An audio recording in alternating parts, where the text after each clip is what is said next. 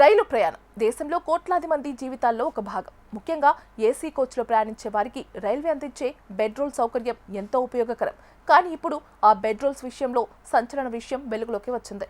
ప్రయాణికుల కోసం ఏర్పాటు చేసిన దుప్పట్లు, బెడ్షీట్లు దిండ్లు ఎక్కడికి వెళ్తున్నాయి?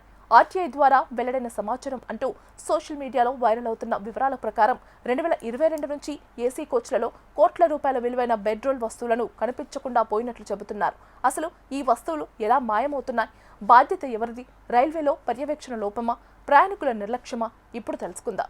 భారతీయ రైల్వే ప్రపంచంలోనే అతిపెద్ద రైల్వే నెట్వర్క్లలో ఒకటి. ప్రతిరోజు లక్షలాది మంది ప్రయాణికులు రైళ్లలో తమ గమ్యస్థానాలకు చేరుకుంటారు.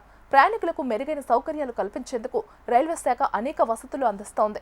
అందులో ముఖ్యమైనది ఏసీ కోచ్లలో ఇచ్చే బెడ్రోల్ సర్వీసెస్.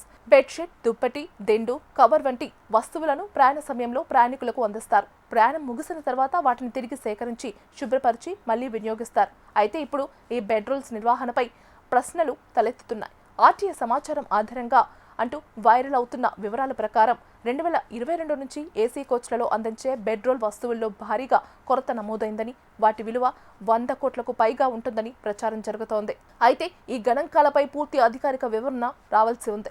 ఒక బెడ్షీట్ లేదా ఒక దుప్పటి విలువ పెద్ద మొత్తంగా కనిపించకపోవచ్చు, కానీ రోజు వేలాది రైళ్లలో లక్షల సంఖ్యలో బెడ్రోల్స్ వినియోగంలో ఉంటాయి. ఇందులో కొన్ని వస్తువులు తిరిగి రాకపోతే ఆ నష్టం క్రమంగా కోట్ల రూపాయలకు చేరుతుంది. అందుకే రైల్వేలో వస్తువుల లెక్కలు, నిల్వలు, రవాణా ప్రక్రియ కీలకంగా మారుతుంది. ప్రయాణికులు బెడ్రోల్స్ ను ఉద్దేశపూర్వకంగా తీసుకువెళ్తున్నారా, లేక వాటిని తిరిగి సేకరించే వ్యవస్థలో లోపాలున్నాయా?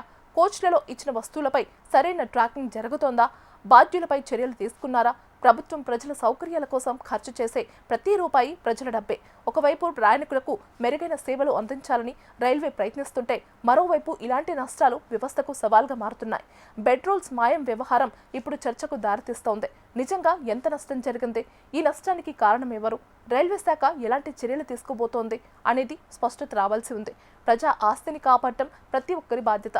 అప్పుడే ప్రజలకు అందాల్సిన సౌకర్యాలు సక్రమంగా అందుతాయి.